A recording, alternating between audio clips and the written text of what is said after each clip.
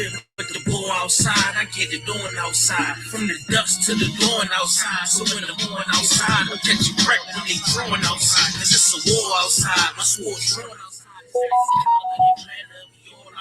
Cause it's a war outside, I get it on outside. You in the crib, but the ball outside, I get it on outside. That's a definite cannonball, wrecking shit, excellent. Rhyme Barack Obama like the president. I remain strong, King Kong with the prevalence. I show you exactly what we do, that's how I represent. Hardcore, heaven sent, chain on, hella bent, throwing all black when they spot me like the leopard print. Oh, I got the braids in, shades on, made men, cause we put the work to start the earth until they cave in. Walk strong, talk heavy, hold my own. You rock solid, well, we about to lead the sword, the stone. Nigga, we warriors, hardcore, track the pride. To let the Hebrew speak, nigga, general eyes. And we talk super heavy, nigga, that's the surprise. With all scripture, street talk, word the captain and Kai, nigga, we blazing. Ripping the mic with all facts, doing the knowledge to the max. Till we cracking the pavement.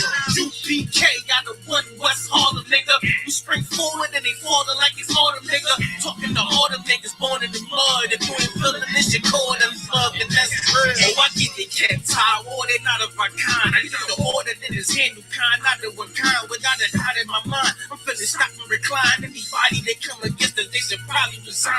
It's a war going on outside, no man to save from. I hear these niggas throwing shots, but can they take some? Christ says, sell out your garments to get a sword now. I'ma go and sell out these photos to get a fall down. Damn sure they started the war, but I'ma end it, cause the spiritual war could turn carnal any minute. I remember riding back in the days, window was tinted, but Salaki, I'm done with that carnal shit, I repented. And they bomb-proof the booth every time I'm about to go win it. You ain't know this shit, I live for this truth, and I'ma defend it. And I get my second wind just as soon as these niggas get winded. It's a war going on outside. It's a war going on outside. You in the crib, but the ball outside, I get it on outside. From the dust to the dawn outside. So when the morning outside, I'll catch you wreck when they drawing outside. Cause it's a war outside. That smell grows on you, man. Outside, cause it's a war outside. I get it on outside. You in the crib, but the ball outside. I get it on outside. Nobody's safe. It's a war out here. If you pussy in the streets, you a whore out here. See me all suited up in my fallout gear. 762 took your fucking car out here. No burner, I still a break your jaw out here. No fear. You scared, get a motherfucking pit. Or sit up in the church, you a motherfucking bitch. I give you in the first, but I give you in the clip. It's 32 rounds of fire, it never quit. A lot of fuckery going down, so what's the purpose? Sick of hanging around these clowns, get out the circus. If you cross that line, then you get lit up. The worst is all black hearses, tinted with black curtains. Docs on site with medics and bad nurses. Leave us out your verses. You don't want that kind of war, ready for that for like kind of like a matador. Get this kind of focus. You won't need some Adderall. Something just to lock you in. Behind them padded walls. They say I got some screws loose, and that's true too. Don't let me let them moves through like it's a full moon. It's like I transform the wolf to a wolf. Come up with a strategy, maximizing your calories. Courage and king, they battling like a Maccabee. Find out who you think that nigga walk to him casually. Then proceed to bar his life away rapidly. Take a knee for your majesty, take it, they hate it savagely. I never fucked with whiskey and tea before until you put me on like gravity in the middle of the damage. I see calamity, scar you up with my family. Mumble rappers be mad at me, fuck them up in their faculty. They words sweet, sit in their mouth and causing cavity. Yeah, it's a war, none of you suckers worry. I think I like tea now. Tea's good, man. From the earth. So appreciate you want to start with. Cause it's a war outside. My sword drawn outside. Outside. Cause it's a war outside. I get it on outside. You in the crib, but the war outside. I get it on outside. I ain't gonna heard this track in a minute. I know. So I was like, yeah, I'm not gonna be doing long class. Well, we got Range in Hana anyway, right? I know. I kind of want to get to that.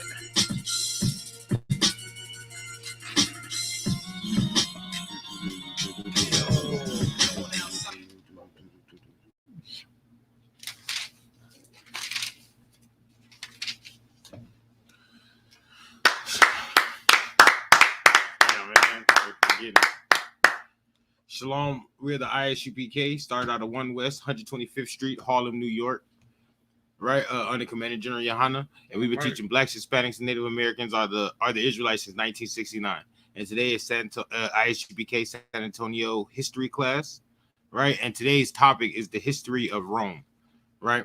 So we're gonna get the history of Rome out of the Bible, because people say that the Bible is not a real book. That the Bible is not a real book. It doesn't have any history in it, right? But all of the superpowers of the earth is recorded in this Bible, right? All of the history of the earth is recorded in this Bible until you get to the Dark Ages, but it's recorded, right? From but see, what's up? Apocrypha. You have the Apocrypha. That's the Apocrypha. The Apocrypha was taken out of the Christian church in 700, right? By the Catholic Church. It was taken out of the King James 1611 Bible because it had too much history in it. It would have been proven that the Bible was a real book. Show them the 1611. This right here is a 1611, which has the Apocrypha in it. It's KJV, King James. It's got the Old Testament and Testament. Does it say with the Apocrypha? Yeah, it does say with the Apocrypha and the New Testament, right? So that's what the so when King James permitted, give me the Zondervan Bible Dictionary. Read King James. Or King James version. I forget which KJ might be KJV. Yeah, I forget which one it is, but it's one of those. This one. Anybody have any questions? They can type them in the chat. We're here to answer all questions. I want to put this like right here so people can hear you. Yeah. Right. King James. Is it too loud? Somebody. Oh man. Jeremiah, they was having a bomb class earlier. I was watching. Was it from today? Yeah. It's the scripture breakdown class. Yeah. I need to catch up on that. I was watching. It's a bomb class. I was like, oh man, I got to start class. Like, oh geez, I'm going back.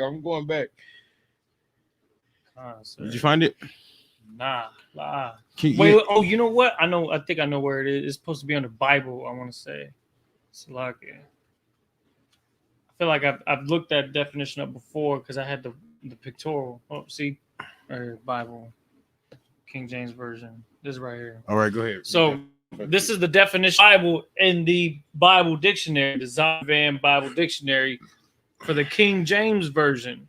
It says when Elizabeth died in 1603, the crown passed to James I, who had been king of Scotland for 37 years as James VI. All right, stop. So King James was king of Scotland first, right? And then he became the first king of England. Keep going. Come on. Several months after he ascended the throne of England, he authorized a new translation of the Bible to replace the Bishop's Bible. He did what? He authorized a new translation of the Bible. No, he wrote it. He authorized a new translation. He authorized a new translation. It's like anything with the king always gives a stamp of approval. Keep going. Okay. 47 of the best Hebrew and Greek scholars. How many? 47. 47 of the best Hebrew and Greek scholars. 47 of them. Keep going. Were divided into 6 groups. They did what? Divided into 6 groups. So they were divided into 6 groups. Go ahead. 3 for the Old Testament. So three of the scholars went and worked on the Old Testament to translate it, right? Go ahead. 2 for the New Testament. And then 2 for the New Testament to translate the New Testament. Keep going. And 1 for the Apocrypha. 1 for the what? Apocrypha. 1 for the what? Apocrypha. And 1 group for the Apocrypha. Yeah. Right? That's this book right here.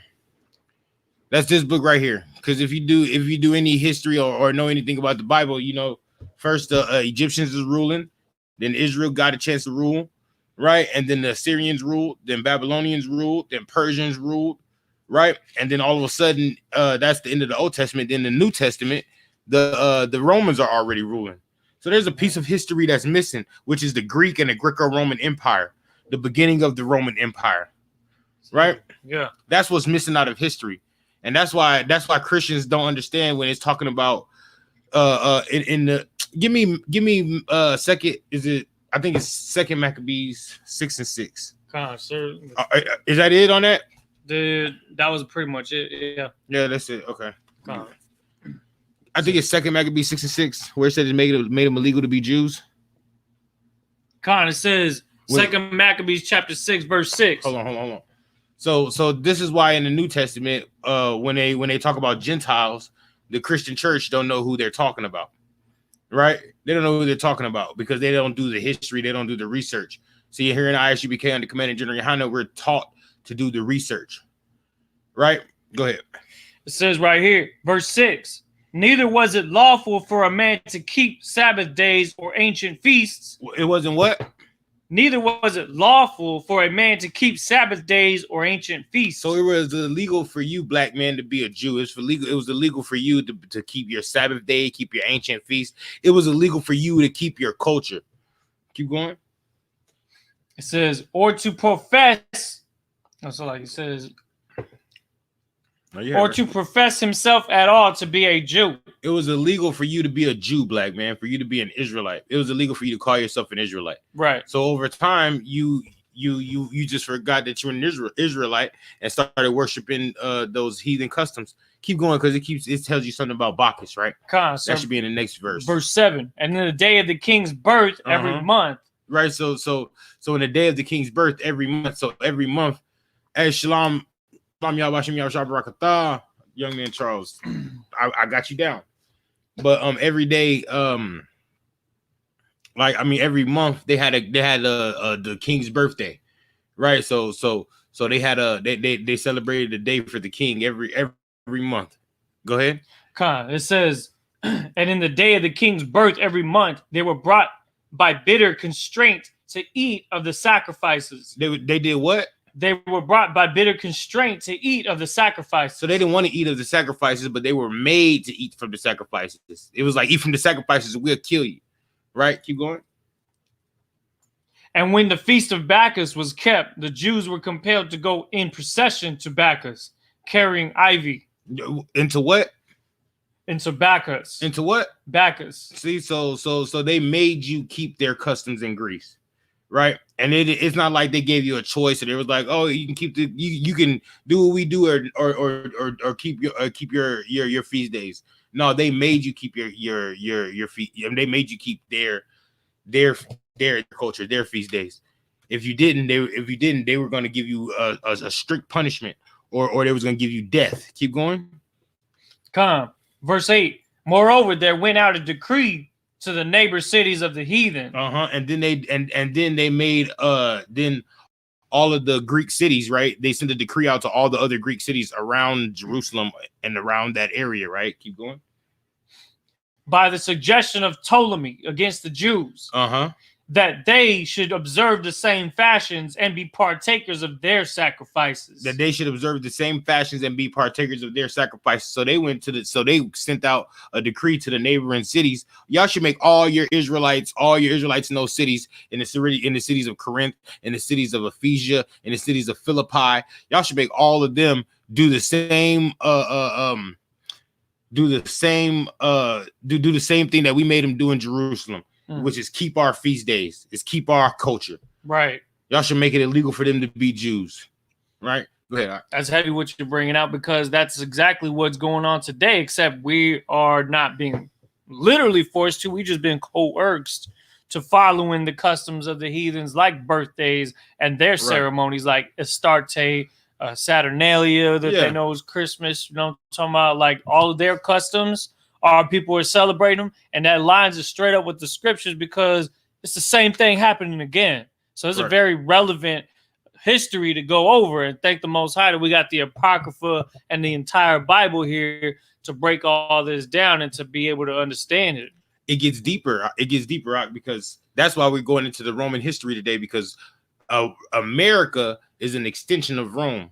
right? And so is all those what do you call it? All those European countries. Right. They are an extension of Rome, right? And then America is an extension of them, right? That's what that's what that is. You can look up the feast days in Leviticus 20 in the 3rd chapter.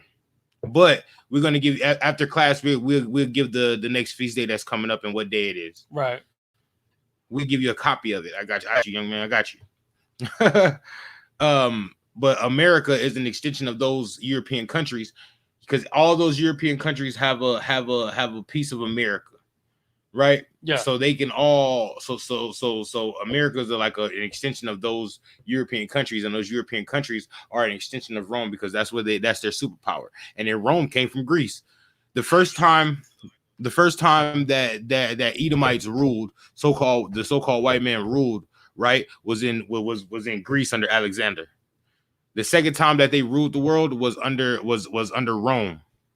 That's the second time that they was in power, was under Rome, right? And then Rome broke apart and broke into those European countries, right? And then now the Renaissance happened, right? And then white people were in power again, and they've been in power ever since. And now America is a superpower, and America has all those different cultures or all those different countries in America.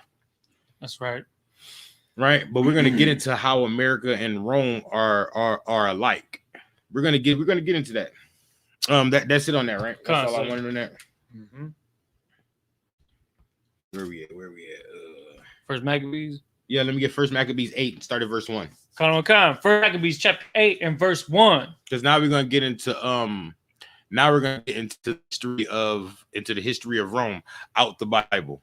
It even I don't know if this is something that's too wild, but it even kind of gives you an idea of what but I like that it gives it a title, you know what I'm saying? To kind of give you an idea of what we're about to read. Yeah, go ahead and read that title. This says right here, this chapter is about the Roman conquests and government. Right. So who says the Bible's not a real book? Right. Who says the Bible's not a history book, man? The Bible's a history book. You know why they say that the Bible's not a history book? Because they want to find white man in there, or they want to find German in there, or Irish, or English, or stuff like that. They want to find them in there. They want to find China in there. You're not gonna find that in there, man, because those are Americanized words. Those are Americanized words, man. White people call other white people and other countries these names. We didn't call these names in the Bible. You know what I mean? The so-called Chinese are Ammonite or Ammon, man. Or Moabite, my bad. And the Ammonites are Japanese. Right. All right. The East Indians are Elamites, man. The Arabs are Ishmaelites. The white man is Edomites. Blacks, Hispanics, and Native Americans are Israelites. Mm-hmm. Okay, and we're gonna get into that because you're gonna learn that the first people that inhabited Europe were Japhetic. Mm-hmm. They were not Edomites, man. They were Japhites, man. They were Japhetic. The first people that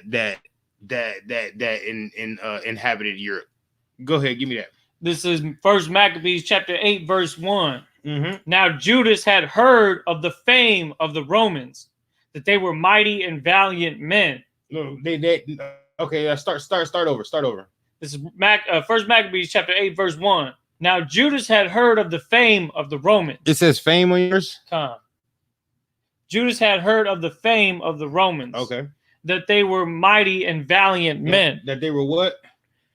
They were mighty and valiant men. They were mighty and valiant men. They were mighty. They were strong in the earth, man. Mm-hmm. Rome had the first professional military, right? That they didn't have no other jobs but be in the army. They weren't farmers. They weren't shepherds. They didn't do anything but train to be an army. Keep going. And such as would lovingly accept all that joined themselves unto them. See, so at first Rome wasn't as a tyrant as they were later on in history.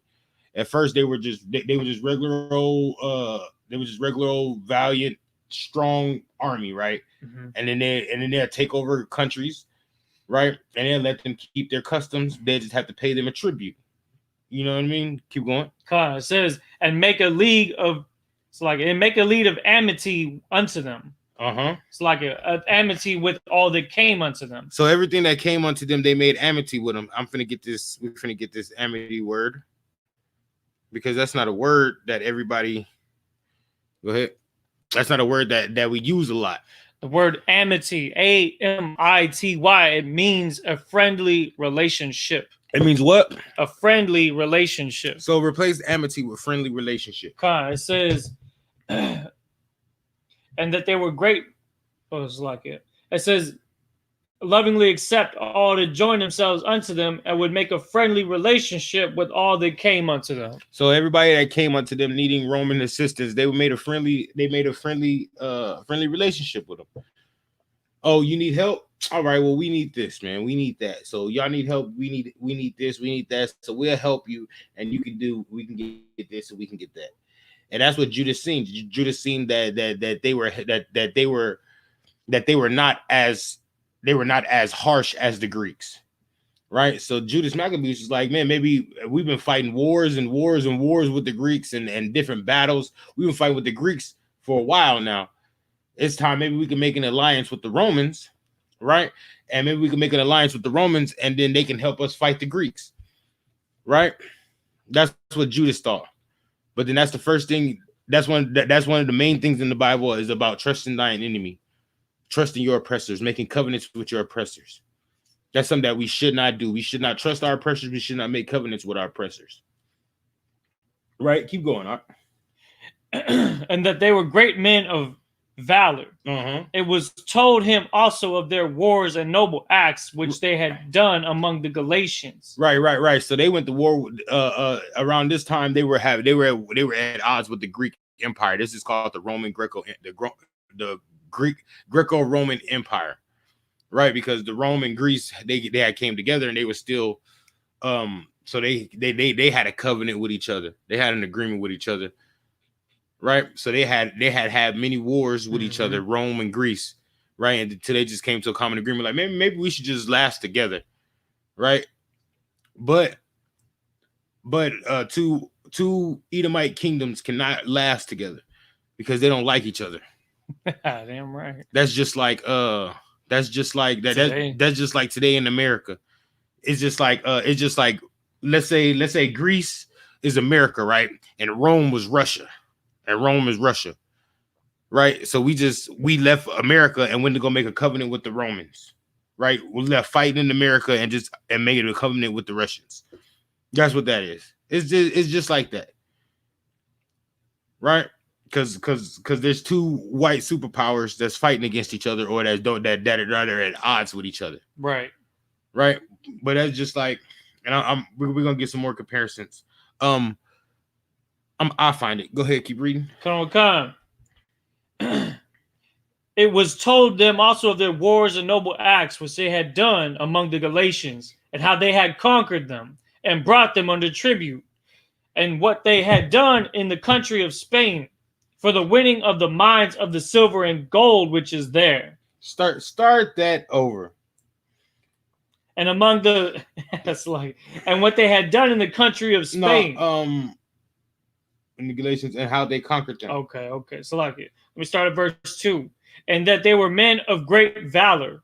It was told him also of their wars and noble acts which they had done among the Galatians, and how they had conquered them. Right, because Rome was the first professional military. They went all over the earth, or not all over the earth, but all over the Mediterranean Sea and Eastern Asia or Western Asia. And North Africa, conquering all over Europe. They went over there. They were conquering. They were winning wars after war after war after war. Keep going. Says, and how they had conquered them and brought them under tribute. Right? Did anybody know what tribute is? Oh, go ahead. It's like paying taxes. Right. Okay. Which is bullshit, because we got to pay taxes, even though we got to pay tribute to them even to this day. Right. You damn right. You think you free? You paying tribute to your enemy every time you get paid your check. Right. Keep going on. It says, verse 3, and what they had done in the country of Spain for the winning of the mines of the silver and gold which is there. And see, so they're telling you that they conquered Spain already. Man. So they had conquered Spain already. Spain wasn't originally part of Rome, because Rome is in Italy, right? And Spain is a whole different country or a whole different area of Europe. So then they went to go conquer Spain first, and then they conquered, and then they started to go east and conquer over there. Keep going. Verse 4, and that they, by their policy and patience, they had conquered all the place, though it were very far from them. And the kings also that came against them Wait. from... Wait. Start at verse 4 again. Verse 4, and that by their policy and patience, they had conquered all the place. And they had conquered all the place by their policy and by their patience. So it wasn't overnight, but it took a while for them to conquer it, and they were patient about it. They were patient about those sieges over there in Greece. They were patient about it, but then they conquered all of Greece. Keep going. Though it were very far from them. Right. It was very far from them, but they still got it. They still conquered it. Keep going. And the kings also that came against them from the uttermost part of the earth, till they had discomfited them. Right. All the way from wherever they was at. It says from the uttermost parts of the earth. So they was conquering things from everywhere. Right. Good night. And given them a great overthrow, so that the rest did give them tribute every year. They did what?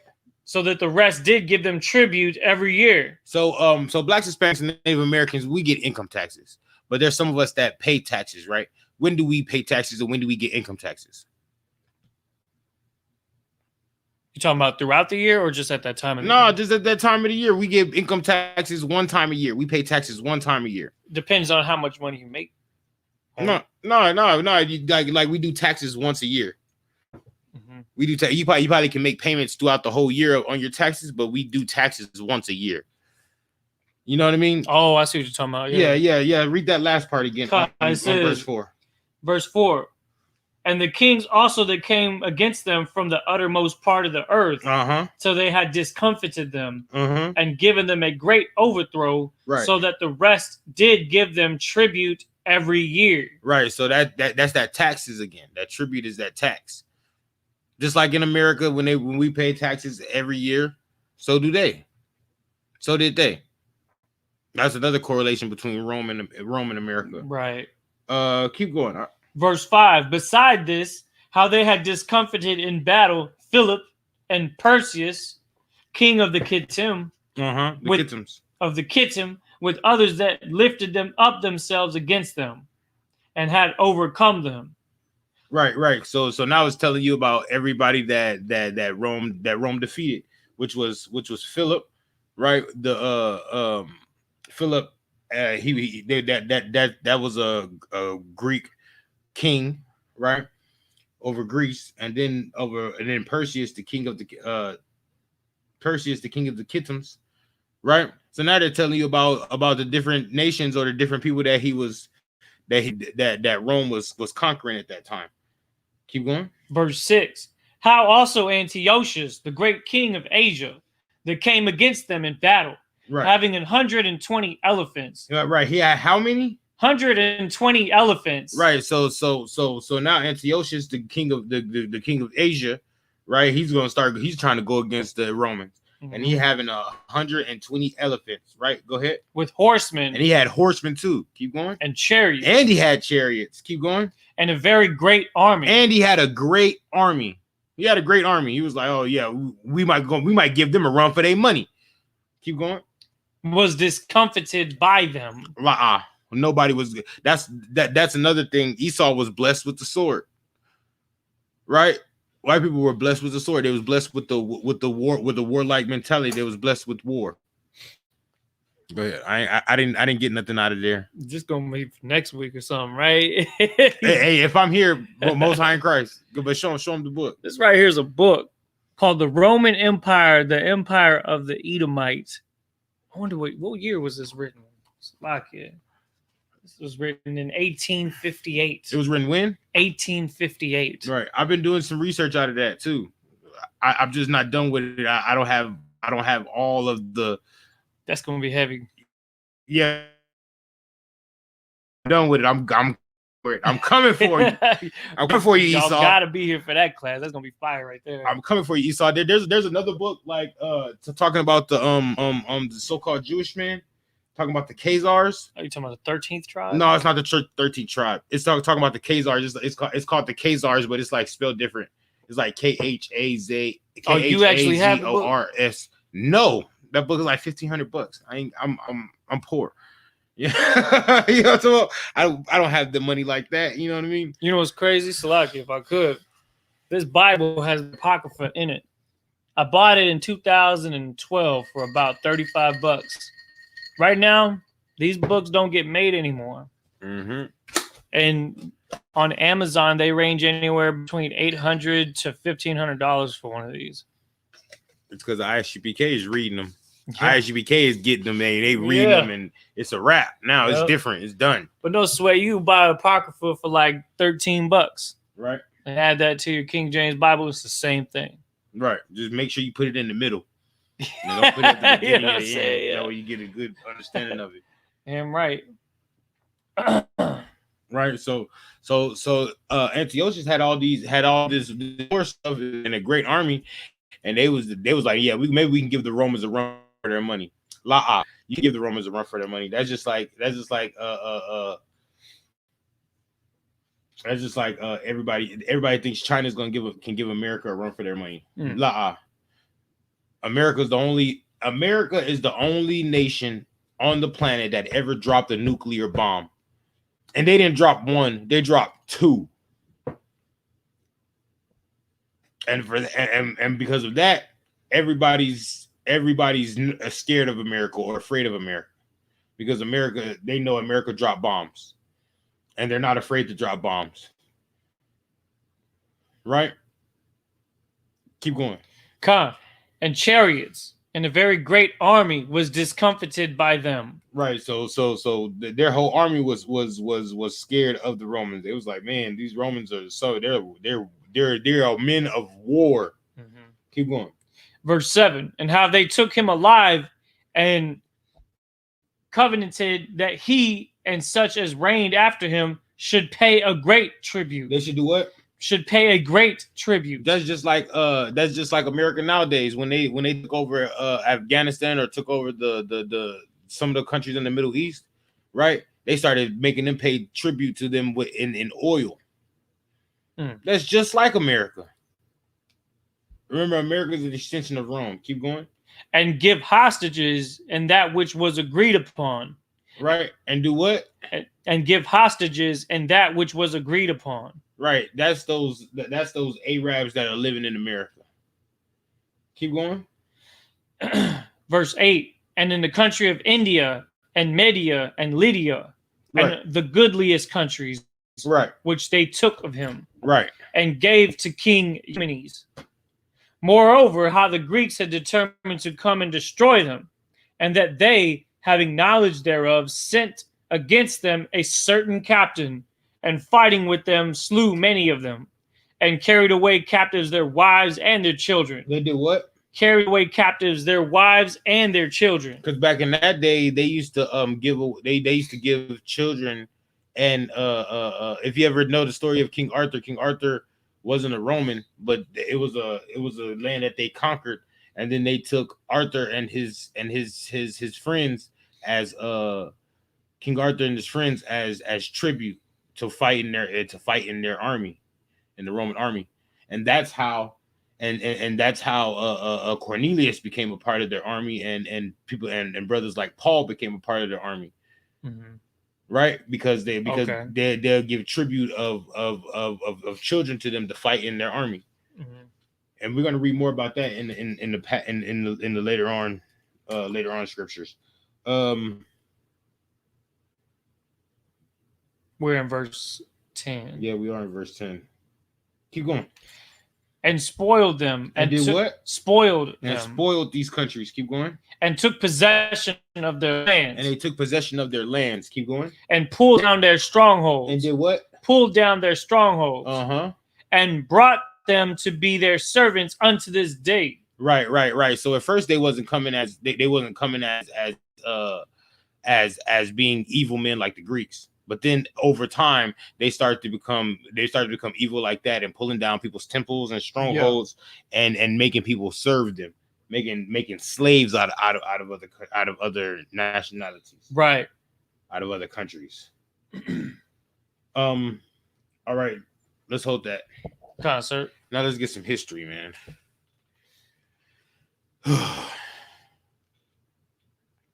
You know what? I think I'm gonna give you this other phone because the other phone got to me.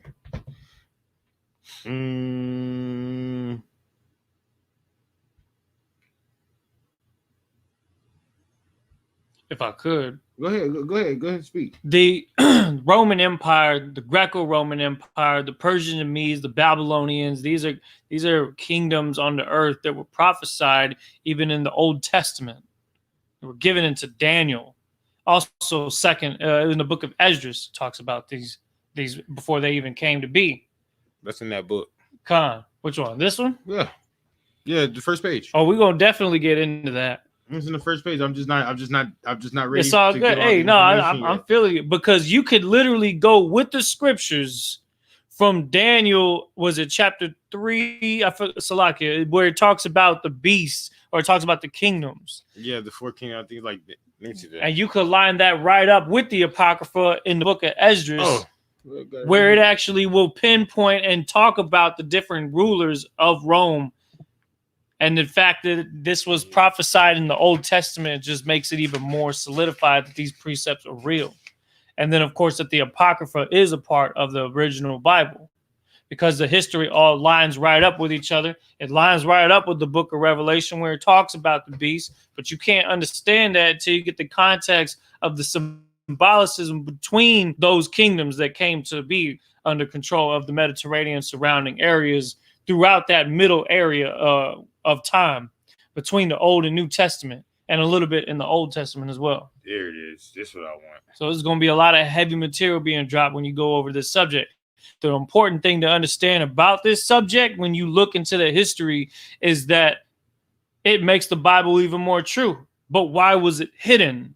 Why was it hidden from us? Why did they remove the Apocrypha from the Bible by the Romans in the late 1800s? Right. That's a very important thing to understand is that it was taken out on purpose to hide some truth from us. So we're going to dig that history out. We're going to lay it all out together in a way where it's understood. Yeah. Right. So right here? Yeah, right. The settlement of Italy. Oh, wait. We can go.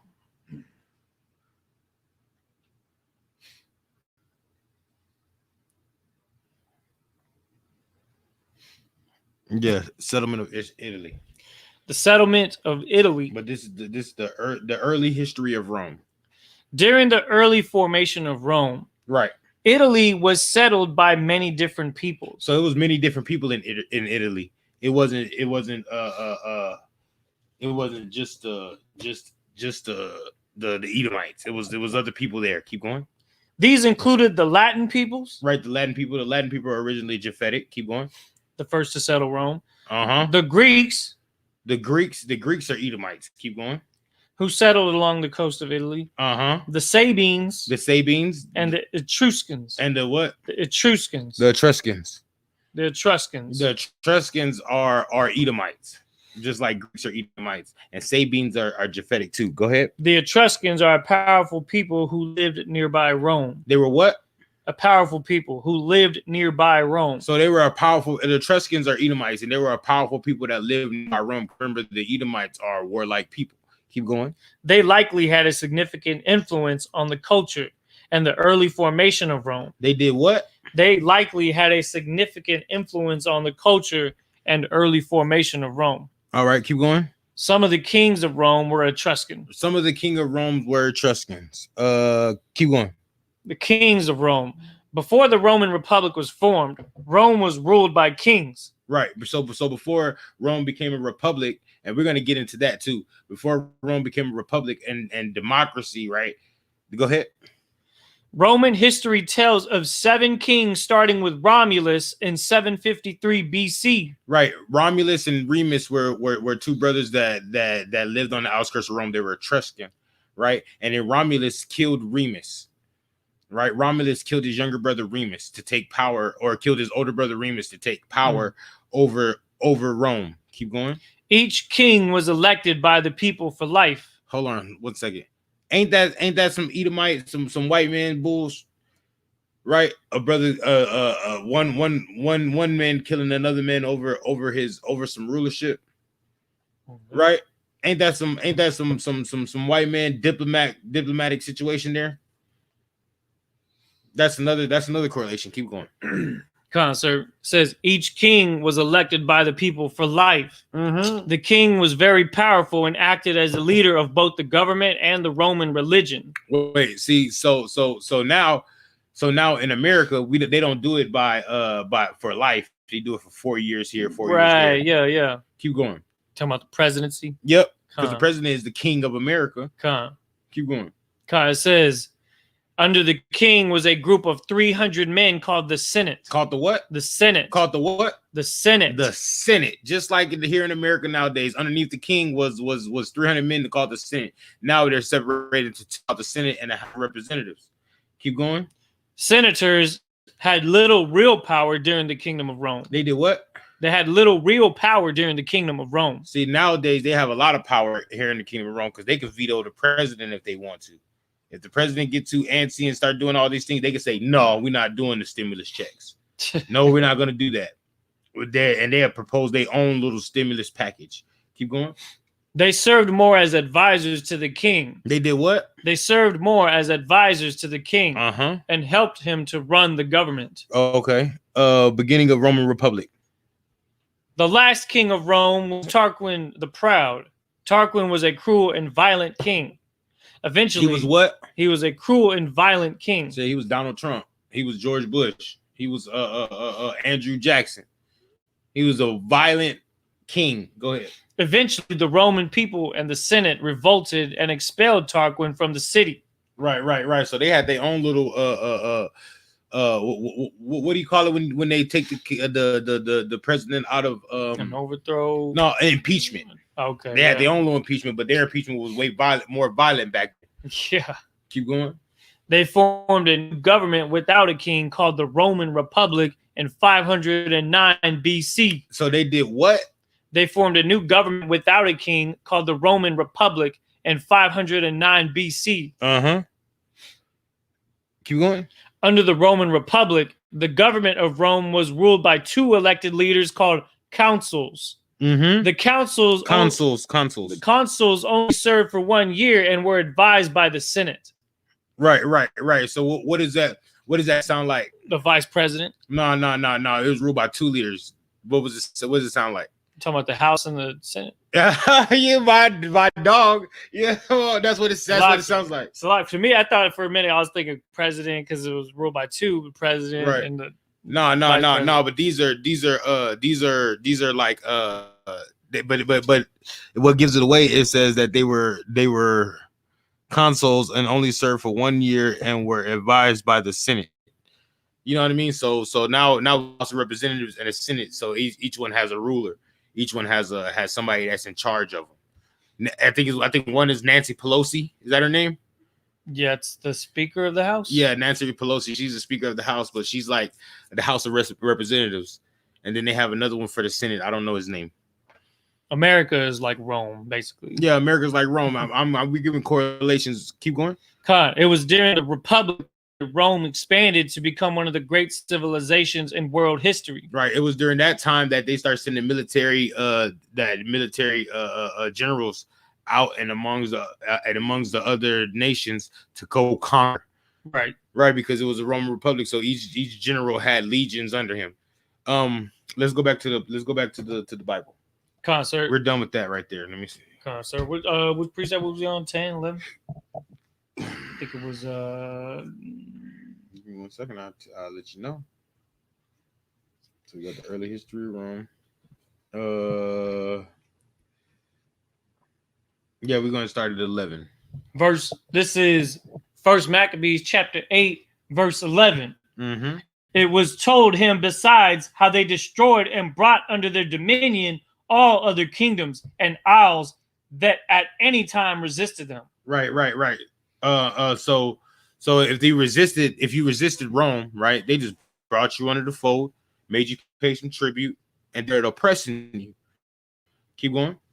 Verse 12. You can never trust a snake, man. You can never trust your enemies. Never trust the so-called white men. Go ahead. But with their friends and such as relied upon them, they kept amity. They kept what? Amity. So with the other Edomite kingdoms, right, like Greece and like the and other Edomites that joined them, they did what? They kept amity. They kept their friendly relationship. They kept their friendly relationships, but with other nations, nah, they oppressed you, man. They made you pay tribute, man. They was, but if you were a part of the Edomite nation, right? If you were Edomites like they were, they just brought you under their fold and made you Roman. They made you a Roman citizen. Keep going. And that they had conquered kingdoms both far and nigh. They did what? Conquered kingdoms both far and nigh. Uh-huh. Insomuch as all that heard of their name were afraid of them. They were what? Afraid of them. So all the other kingdoms around Rome that heard about Rome, they was like, man, Rome come mess with us, man.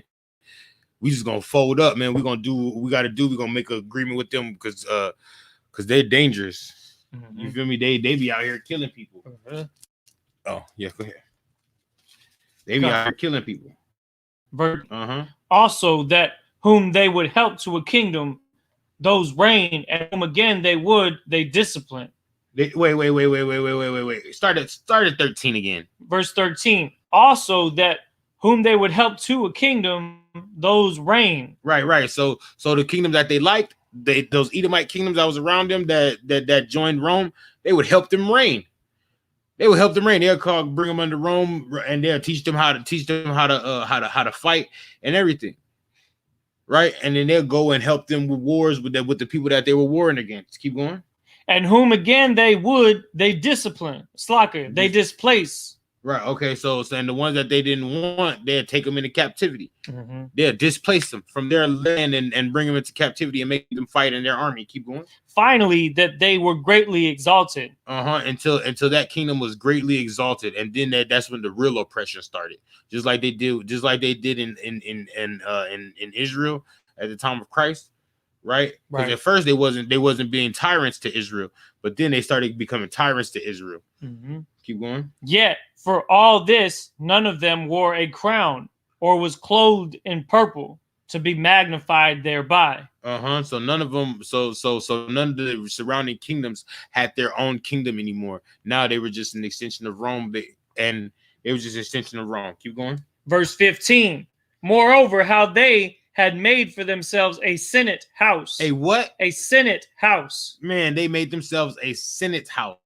So in Rome, they started making a senate house to rule over these different people and different people in different kingdoms that was around them. Keep going. So like that sound like America, because we got senates that represent each state. Yeah, we got a senate house. We have a senate house in America. And we're reading about right now. Yeah, basically, but we're reading it in ancient times about right now. Come on, man. This is the book right here, man. Keep going. Verse 15. Moreover, how they had made for themselves a senate house, wherein 320 men sat in council daily. Wait. How many? 320 men sat in council daily. Yeah, that's the House of Representatives and the Senate. Keep going. Consulting a way for the people, and to the end that they might be well ordered. Right. So that's what they did. That's what they do with the Senate and the House of Representatives. They argue about with the president about the stimulus check for the people, right? That's heavy for the people, because in the House of Representatives and the Senate, they have each of them have a district or a state or area that elects them into the Senate House or the House of Representatives. So they argue for the people. He's getting real specific. Yeah. He's getting so specific. Very, very specific. You heard about these Romans? They got a house, they got a senate, they got a king. Like, he really breaking it down. So like, it's like crazy how he's like, I'm gonna make sure this is part of history so we can remember what this kingdom did. And if anyone tried to copy them because they were trying to be like them, then we would be able to tell in today's time. And now we know who that is. Right. We're on verse 16. All right, let's hold that. Now get this. Okay, so that was the early part of Rome when they had the kings, right? And now we're moving into a new era of the kings where they have the Roman Republic with the Senate and with the Senate and those men that took over. With those men that took over, right? Because it gets even deeper when we relate it. Go ahead, read it. This is who were the leaders of the Roman Republic. The Roman Republic had a number of leaders and groups that helped them govern. Elected officials were called magistrates. Wait. Who did? Elected officials were called magistrates. So they had elected officials, just like they do here today in America, right? Go ahead. And there were different levels and titles of magistrates. And there's different titles and like magistrates. So now they have the House. They have the House of Representatives, the Senate, councilmen, governors, aldermen. They have different titles and different ranks among politicians. Keep going. The Roman government was very complicated and had lots of leaders and councils. That's just like today. It's very complicated, and they have different leaders and different councils. But it's very complicated. It's a complicated thing here in America. That's why they have Proud Boys and the Biden and the Biden and Antifa, and they beefing with each other, right? All right. Keep going. Here are some of the titles and what they did. Yeah, let's read some of those. First one is councils. At the top of the Roman Republic was the consul. The consul was a very powerful position. Yep. In order to keep the consul from becoming a king or dictator, there were always 2 consuls elected, and they only served for 1 year. Also, the consuls would veto each other if they didn't agree on something. Keep going. The consuls had a wide range of powers. They decided when to go to war, how much taxes to collect, and what the laws were. Right. That sounds like the House of Representatives and the Senate and Congress. Right? Because Congress decides where to go to war. So that's basically what that is right there. Keep going. Keep going. Senators. Yeah. The Senate was a group of prestigious leaders. Now what are they? A group of prestigious leaders. So we have the Congress and councils, right? And because councils, the Congress, but the president has to go talk to Congress to get money for wars, right? And they now give me senators. Yeah, senators. The Senate was a group of prestigious leaders who advised the consuls.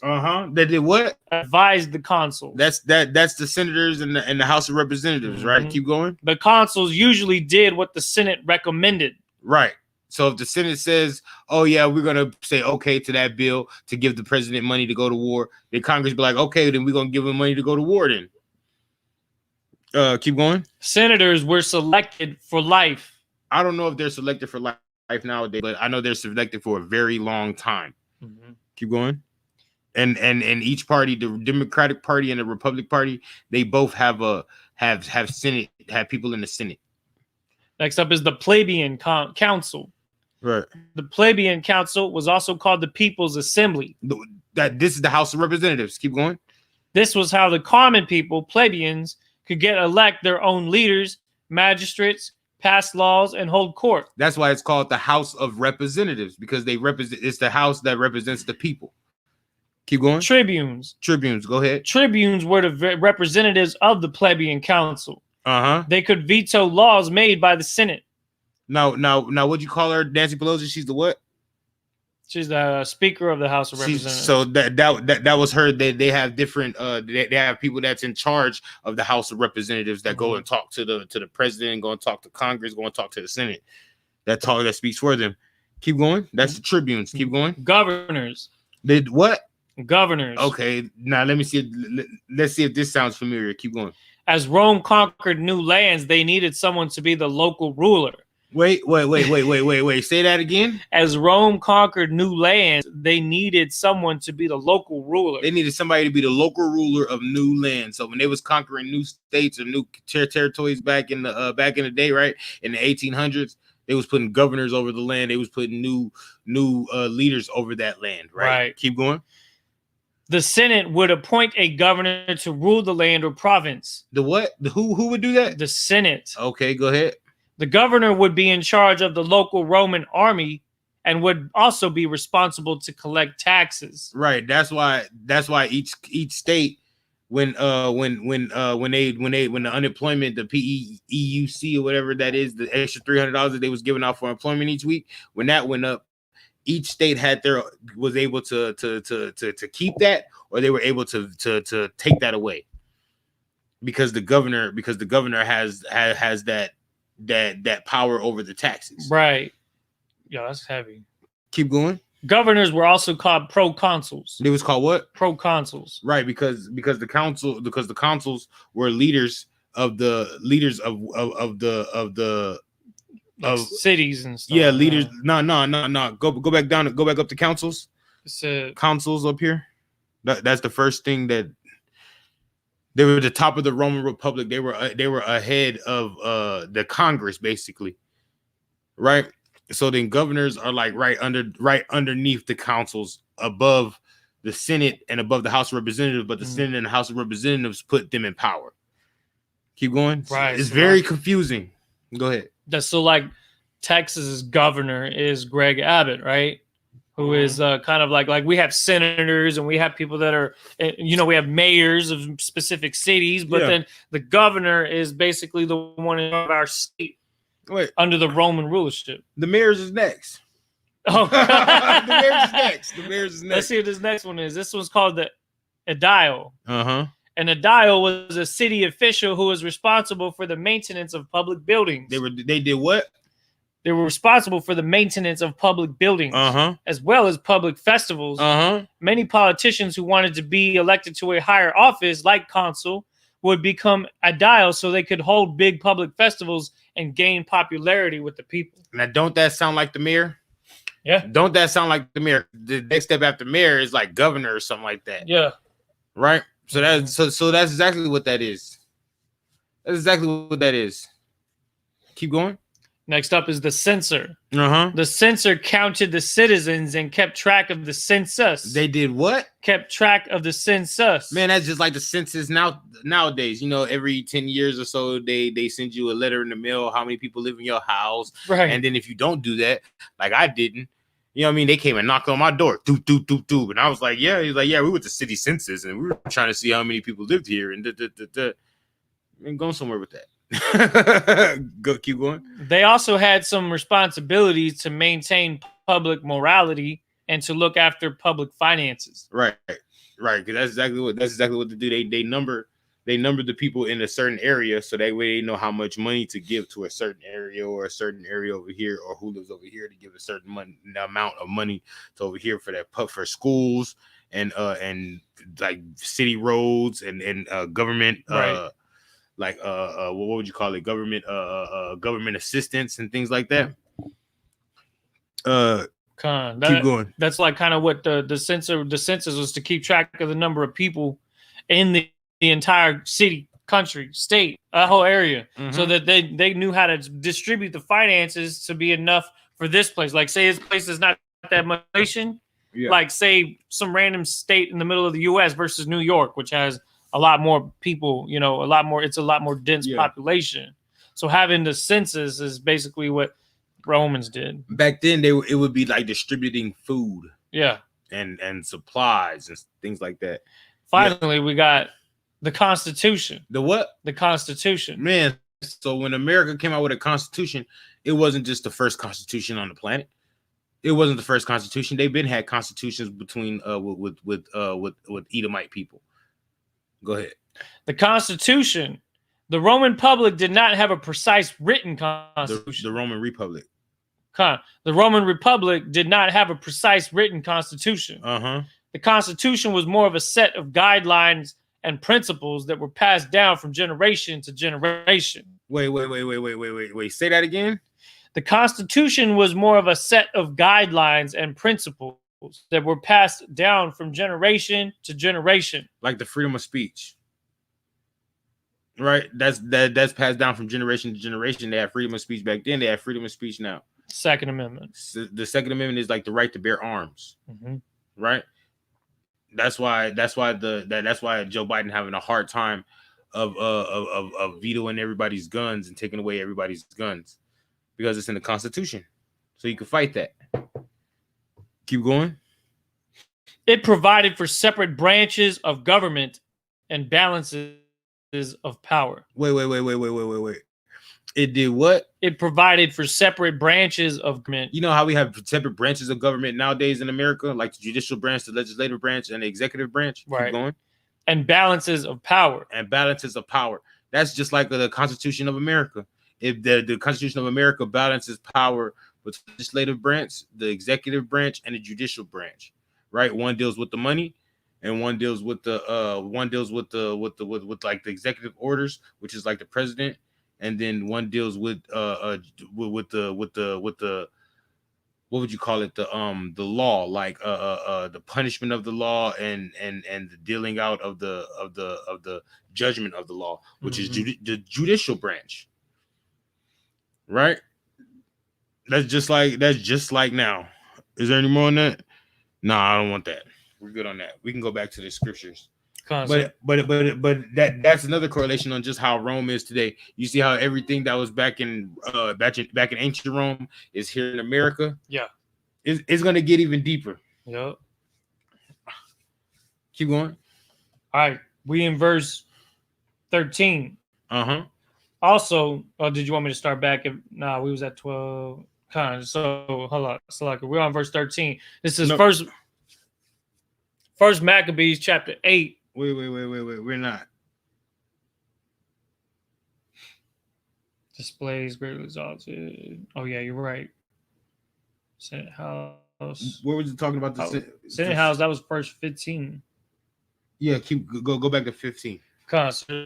First Maccabees chapter 8, verse 15. Mm-hmm. Moreover, how they had made for themselves a Senate House, wherein 320 men sat in council daily, consulting a way for the people, right, to the end they might be well ordered. Right. Verse 16. And that they committed their government to one man every year, who ruled over all their country, and that all were obedient to that one. Right. And that there was neither envy nor emulation among them. So that's those councils we were talking about earlier. Right? Keep going. Next part. Verse 17. In consideration of these things, Judas chose Eupolemus, the son of John, the son of Hakkoz, the son of and Jason, the son of Eleazar, and sent them to Rome to make a league of amity and confederacy with them. Now, what's amity mean? Amity means friendly relationship. So so Judas Maccabees sent the what's his name? Eupolemus, right? He sent Eupolemus to Rome to make a friendly relationship and be confederate with them. So they want to join forces. Judas Maccabees did this. This is something that we should not do. Keep going. To make a league of amity and confederacy with them, and to entreat them that they would take the yoke from them, for they saw that the kingdom of the Greeks did oppress Israel with servitude. Right. So Rome saw that Greeks were oppressing Israel, right? So they was like, oh yeah, this is our chance to get the Jews on our side. This is our chance. So what they gonna do? Because they're Edomites and they're like smooth talking. And they're like a snake. They're gonna slither around and they're gonna bring you in. So that's what they did. The Judas Maccabees. Oh, you want this? You want that? Cool. But we want this and we want that. All right, we'll help y'all. And then they're gonna turn around and bite Israel in the bottom. Right? Keep going. Verse 19. They went therefore to Rome, which was a very great journey. It was a long journey. It wasn't right around the corner. Yeah. Rome is not right around the corner from Israel. It's a far, I would say crime. It's a far journey. Go ahead. And came into the Senate. So they came into the Senate house. They came and talked to the people in the Senate. Go ahead.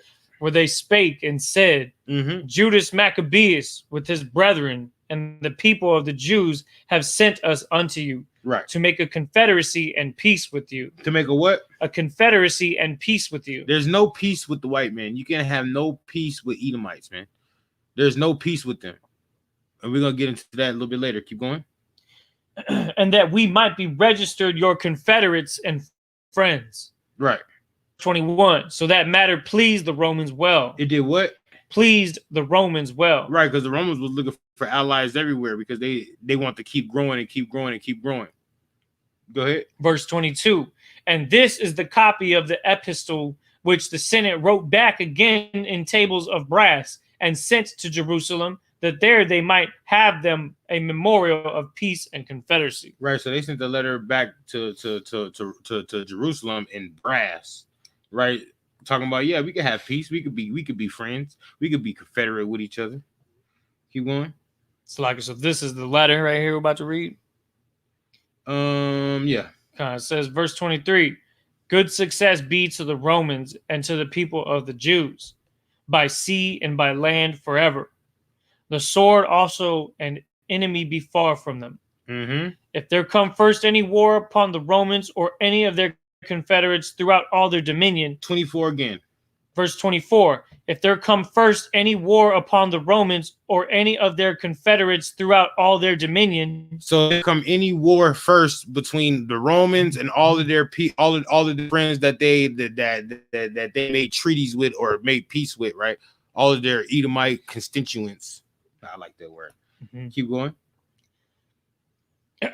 Verse 25. The people of the Jews shall help them. They should do what? Shall help them.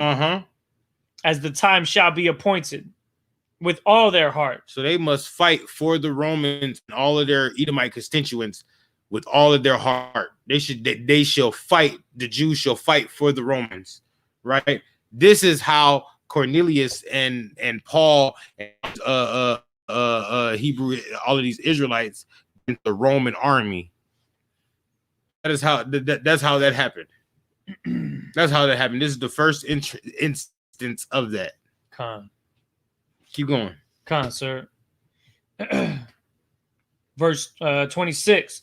Neither shall they give anything unto them that make upon them, or aid them with victuals, weapons, money, or ships, as it has seemed good unto the Romans. Right. Keep going. But they shall keep their covenants without taking anything therefore. Right. So if the Romans gave the Jews some kind of like warlike what do you call it? Warlike tools, you know what I mean, like swords, ships, and all that, they have to give that back to the Romans. They couldn't keep it. That's how much they trusted the Israelites in Jerusalem. That's how much they trust them, that they had to give it. They had to give all their war tools back to the Romans after they was done with war. Keep going. Verse 27. In the same manner also, if war come first upon the nation of the Jews, right, the Romans shall help them with all their heart. They should do what? Help them with all their hearts. Right. So the same thing goes in vice versa, but that didn't really happen, because Rome just came and took over Jerusalem. Like in the time of Christ, they just came, before Christ, they just came and took over Jerusalem, and now they're and then at the time of Christ, they was just, Christ didn't do anything wrong, right? He didn't do anything wrong, but they still put him to death because the Jews said put him to death. Keep going. It says in verse 29.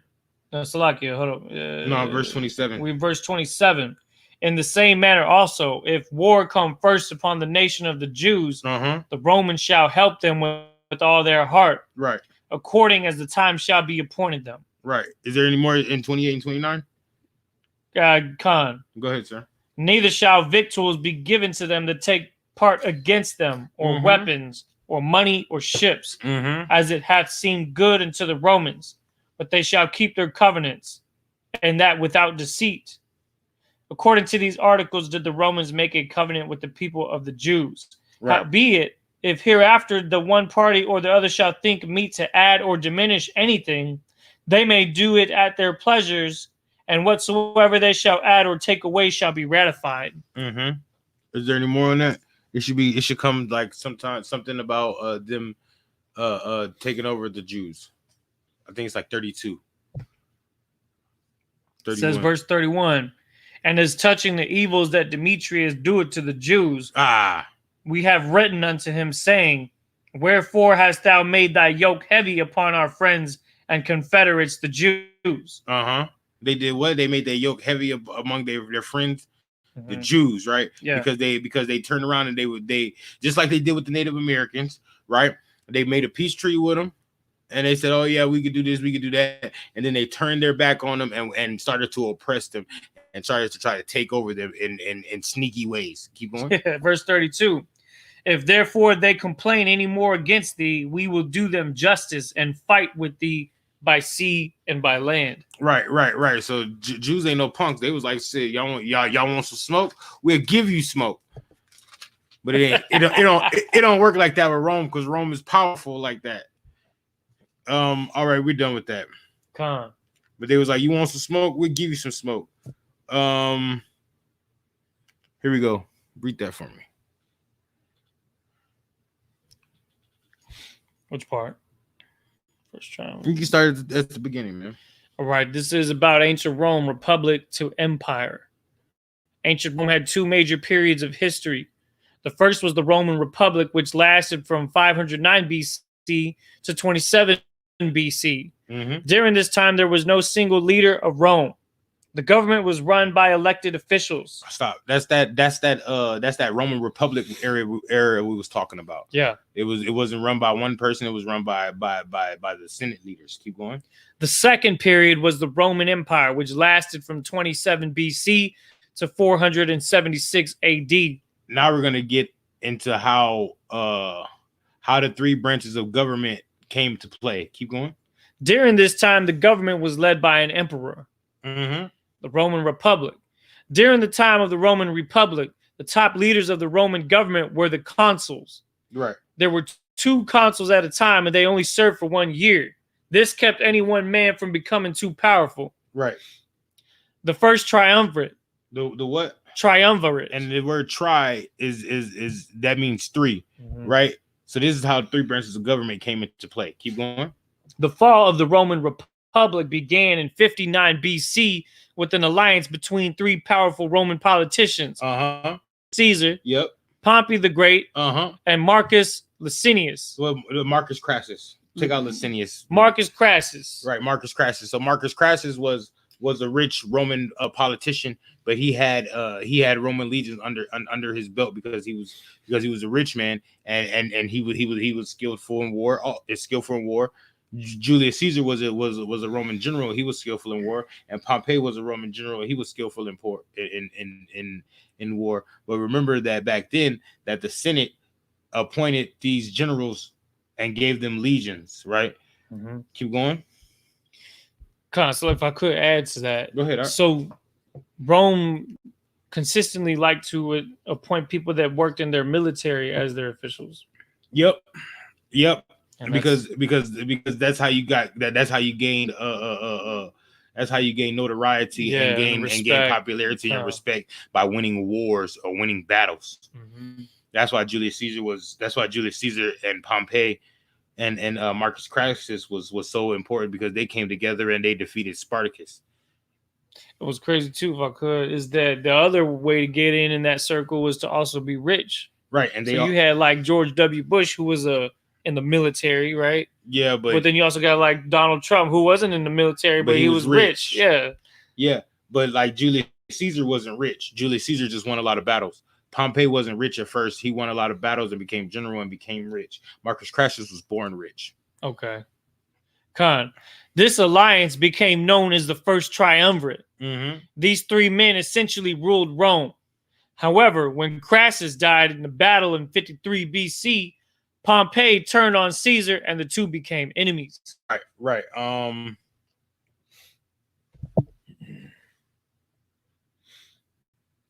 Read the next one about Julius Caesar. Julius Caesar. While Caesar was away from Rome leading his army, Pompey. Hold on. So Julius Caesar was the first Roman general that went into Great Britain, or went into England. that island over there, to take over that island. He was the first window over there, so that's where he was at. That's where he was at. Go ahead. Pompey gathered political support against Caesar. Civil war erupted when Caesar led his army across the Rubicon River. Don't that sound like something that happened in 1865, the Civil War? Yeah. And then it just happened. It just happened just recently when the Proud Boys stormed the Capitol building out there in DC. Right. Keep going. Civil war erupted when Caesar led his army across the Rubicon River and approached Rome. Eventually, Caesar defeated Pompey and became the most powerful man in Rome. He did what? Defeated Pompey and became the most powerful man in Rome. Caesar's enemies did not want him to end the Roman Republic and become king, so they assassinated him in 44 BC. Right, and that's when they came together with Brutus. They all came together and they assassinated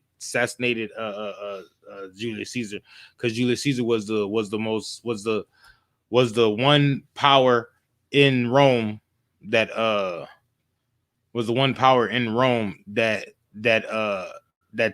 took over Rome, because all the other three powers that could stop him, they were dead now, right? So Rome fell into power of Caesar. He had all the military might. He had all the military legions, right?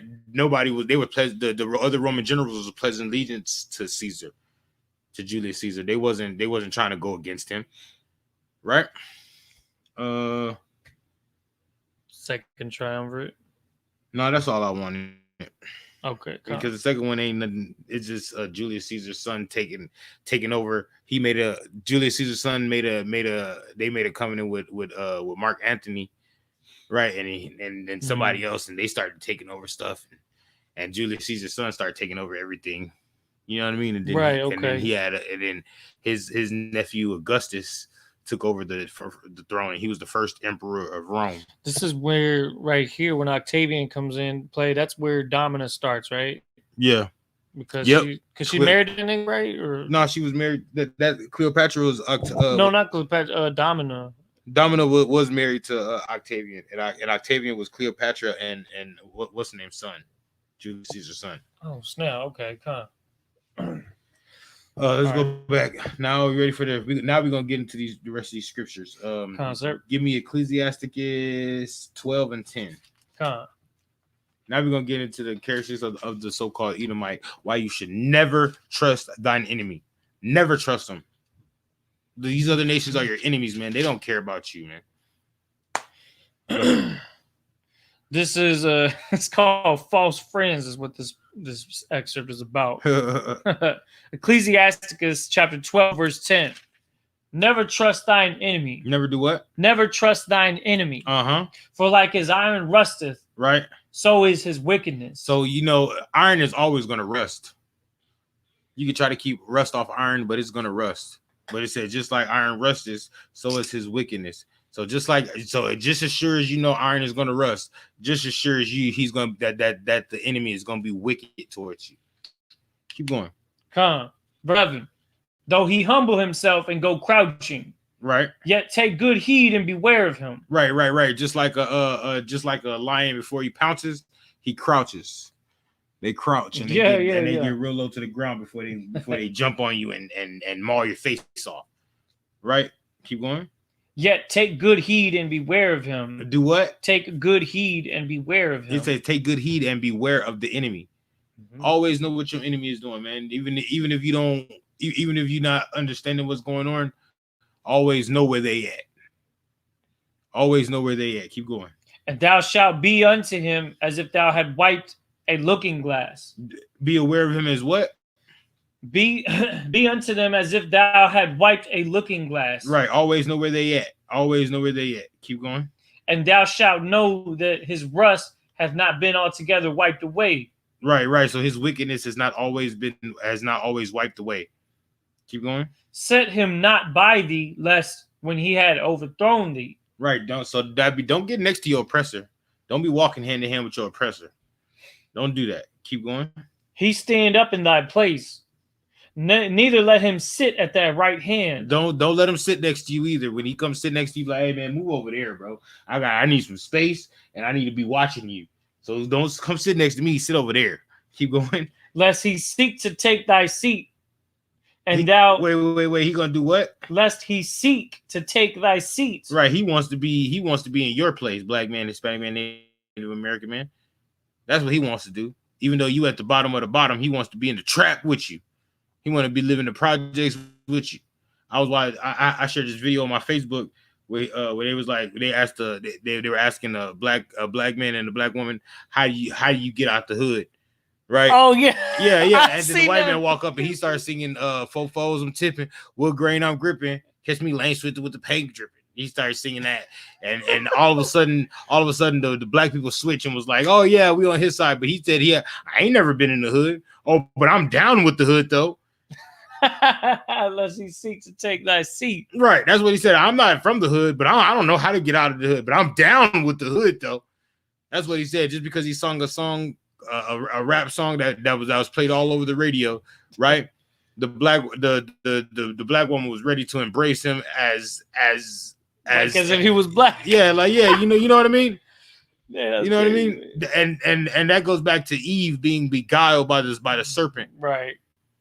Damn right. Right? That's why the black woman is naive. Because she's near Eve. She's goofy. Yeah, goofy. Keep going. All right. And thou at the last remember my words and be pricked therewith. No, wait. Say it again. And thou at the last remember my words. Do what? Thou at the last remember my words. Do what? Remember my words. What the Most High say? Remember my words. Remember his words. Remember that. Remember this. The never trust thine enemy. Keep going. And prick therewith. Uh-huh. Who will pity a charmer? It says who will what? Who will pity a charmer uh-huh. that is bitten with a serpent? Right. So who's gonna pity you that is bitten by a snake? You shouldn't be playing with snakes, Judas Maccabees. You shouldn't be playing with snakes. So it ain't so when you get bit by that snake, nobody's gonna pity you, man.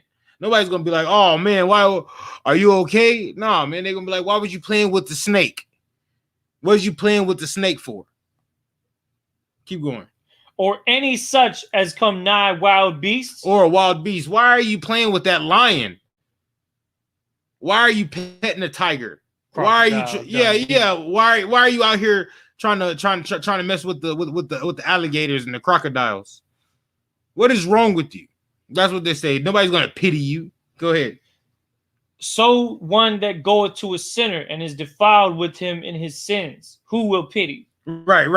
And so now that was an analogy about the wild beast and the serpent. Now it's telling you who it really is. Go ahead. Verse 15. No. Go 14 again. Verse 14. So one that goeth to a sinner and is defiled with him in his sins. Hold on. Give me Man of Sin, bro. What let me. I gotta find it now. I wish Cap Yatazak was on here. I want to say 2 Thessalonians.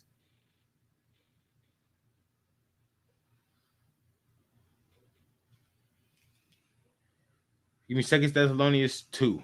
Hold this though. Come. We're gonna hold this. We're gonna hold where we're at. But go to 2 Thessalonians 2.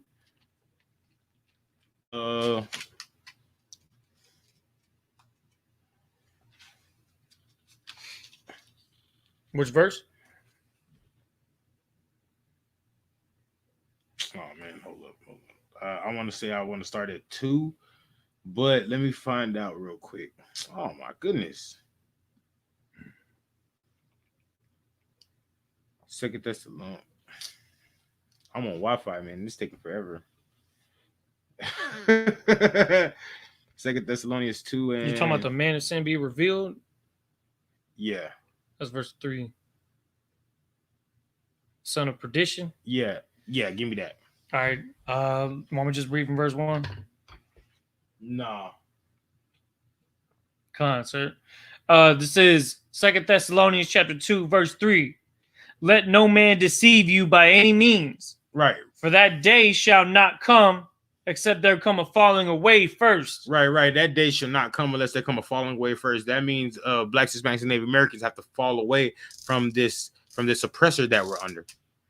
They have to fall away from these philosophies of the Christian church, philosophies of Islam, philosophies of these religions, right, that plague us, philosophies of these people that plague us, right? Because you know what's a philosophy of America? That a man and a man can marry, a woman and a woman can marry, that homosexual is okay, integration. We have to fall away from these things. Keep going. It says that there shall come a falling away first, and that the man of sin be revealed. The man of what? That man of sin be revealed. The man of what? Sin be revealed. The man of sin should be revealed, right? Because there's one man on the planet that's always saying, always thinking about sinning, never wanted to be righteous. Keep going. The son of perdition. Keep going.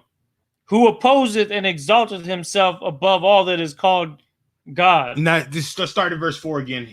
Verse 4.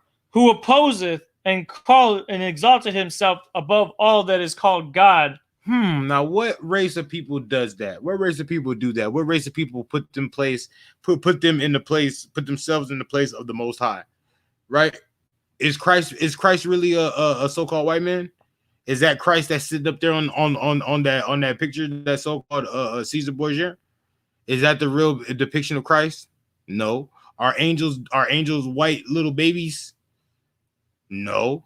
Is the Most High a red man, a white man? No. So who is setting himself up to be the Most High? Who on the earth is doing that? The so-called Edomites, the so-called white men. Right? Give me verse 3 again. Verse 3. Let no man deceive you by any do what? means. Let no man deceive you. Do what? Let no man deceive you. Do what? Let no man deceive you. Are they deceiving you by putting that picture of Caesar Borgia up there as being Yahweh Shah Mashiach? Keep going. That for that day shall not come by any means. Let no man deceive you by any means. By any means. By any means. Either if they tell you that God loves everybody, or if they tell you that Christ is a so-called white man. Don't let them deceive you by any means. By telling you Cornelius is a Gentile. Right? Don't let them deceive you by any means. Don't let them tell you Christ died for your sins and you don't have to keep the law anymore. Keep going. For that day shall not come. What day should not come? That day shall not come. That day is not going to come, meaning the day of judgment. Go ahead. Except there come a falling away first. Except they're going to be a falling away first. You have to fall away from these religions, man. You have to fall away from the understanding of America, man. The understanding of these governments. Keep going. And that man of sin be revealed. The what? Man of sin be revealed. The man of who? Sin. Okay, keep going. The son of perdition. The son of give me perdition in on your phone. Or you want me to do it? Sluggy, yeah, go for it. Perdition. Right. Perdition means like evil. I know what it means, but let's get it for the people. Because they don't believe me, man. They're not gonna believe me. This nigga don't know what he's talking about. I'm not a white man. That's how they feel. Go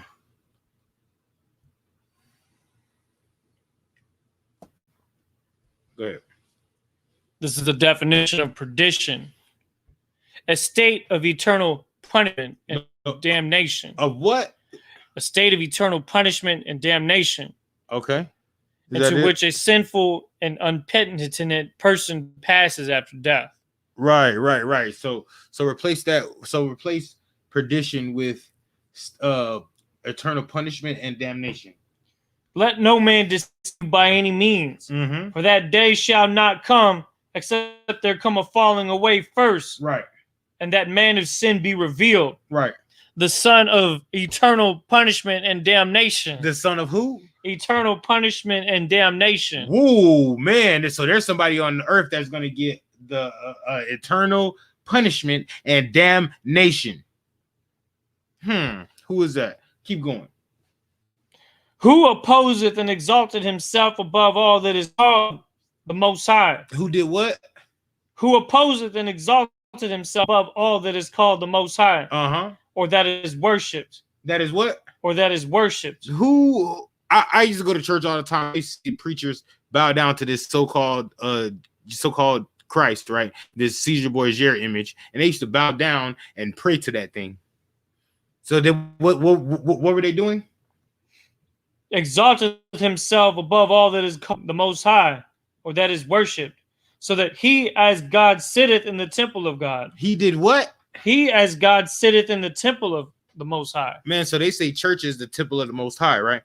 We know that's not true, but that's what they say, that the church is symbol of the Most High. Every church you go to in America, who is sitting up there? Is it the real image of Yahushua Mashiach?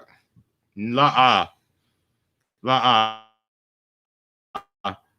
Hold on, give me Obadiah 1:3. Come. Let me see. Let me. You know what I mean? I'm coming off the dome with this, but I believe that is it. Where you at, Obadiah? What book is it after? I forget. Obadiah is before Malachi. Okay, come. Is that it? That is it. Obadiah. That is Obadiah. Zechariah. Obadiah. I know it's like. Keep going. It's right. It's right before Zephaniah, probably. Habakkuk. Nahum. Micah. There right there. I like knew 2 pages and it's 10 pages. It's only one. It's only one book. I know. One chapter, right? Yeah, one chapter. So we on verse 3. Obadiah chapter 1, verse 3. Let me see. Pride of thine heart. What's 2? Who is, behold, I have made thee small. What's 4? Though I exalt thyself as. Oh yeah, that's what you're talking about. There it is. Give me that. Come. Damn, I lost my page. What was the other one we just had? Obadiah. Come. Okay. Oh, the other one, 2 Thessalonians. That's what it was. I just want to have it so I go back and forth. You know what I'm talking about? Right, because I'm going to 2 Thessalonians 2. Obadiah chapter 1, verse 4. Mm-hmm. Though thou exalt thyself as the eagle. Right. As the eagle. He's going to exalt himself as the eagle. Keep going, because the eagle is fly highs above the sky, and they see everything. Bald eagle has an amazing sight. Go ahead. And though thou set thy nest among the stars. Right. They do what? Set thy nest among the stars. Uh-huh. Thence will I bring thee down, saith the Lord. Right. The Lord's going to do what? Bring thee down. So they want to be up there like the Most High, but the Most High is going to bring them down. Keep going. Verse 5. If thieves came to thee, if robbers by night, would they not have stolen till they had enough? Right. So they said this is the example of the so-called white man. If they come at you by night, right, robbers, they steal till they have enough, right? Every other nation, but this nation right here, the son of perdition, the son of the man of sin. Keep going. Would they not stolen until they had enough? That's every other nation on the planet. They're not gonna steal until you ain't got nothing. They're gonna steal till they got enough and be like, all right, we'll leave them with something. Go ahead. If the grape gatherers came to thee, would they not leave some grapes? Right. How are the things of Esau searched out? How are his hidden things sought up? Right. All the men of thy confederacy have brought thee even to the border. Right. The men that were at peace with thee have deceived thee. Right. Because they were at peace. They were at peace with you at one point in time, and that's how they went to Judas Maccabees. So that's what they told Judas Maccabees. Yeah, we'll be at peace with you, my man. We will be at peace with you. And then they did what? Have deceived thee. They did what? All the men that were at peace with thee have deceived thee. They did what? Deceived thee. And okay, now go back to 2 Thessalonians. 2 Thessalonians chapter 2, verse 3. Let no man deceive you. Do what? Let no man deceive you. Man, but go ahead.